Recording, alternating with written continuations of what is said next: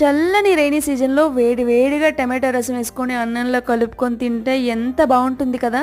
నేను కూడా అలా ఎక్స్‌పెక్ట్ చేసి టమాటో రసాన్ని ప్రిపేర్ చేశాను. కానీ ఫైనల్‌గా ఏమైందో మీరే చూసేసేయండి. మన ఇంట్లో ఎంతమందుంటే అన్ని టమాటోస్‌ని తీసుకొని నీట్‌గా ఘాట్లు పెట్టి కొంచెం ఉప్పు, నీరు, తగినంత చింతపండును కూడా యాడ్ చేసి బాగా బాయిల్ చేసుకోవాలి. ఇప్పుడు చల్లారేంత వరకు పక్కన పెట్టుకొని చేత్తోనే చక్కగా మెదుపుకుంటే టమాటోలో ఉన్న గుజ్జు మొత్తం బయటికి సపరేట్ అవుతుంది.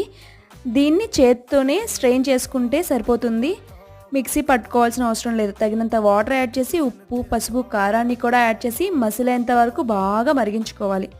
ఫైనల్‌గా పోపేసుకోవడమే. దీనిలో వెల్లుల్లి, ఆవాలు, జీలకర్ర, ఉల్లి, ఎండుమిర్చి, కరివేపాకు, కొంచెం ఇంగువ ఎక్కువ ఎక్స్‌ట్రా యాడ్ చేసుకొని పోపుని ఎర్రగా వేగించుకొని ఫైనల్‌గా ఏసేసుకోవడమే. ఫైనల్‌గా కొత్తిమీరేసుకుంటే సూపర్‌గా ఉంటుంది.